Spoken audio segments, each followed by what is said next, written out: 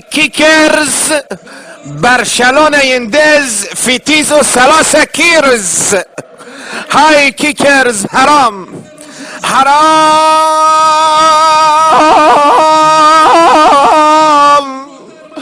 حرام يا ميونخ حرام. ماذا فعلتم ببارسلونا يا ميونخ حرام. برشلونة ماذا فعلتم يقول الراوي حينما ذهب بيكي داخل البوكس مال 6 فبسع الكرة في مرماه، نادى حارسهم اويلي يا بيكي ايش عملت بيا.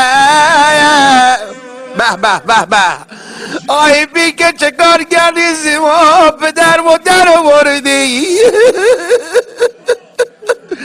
آی پدر مادر آوردی.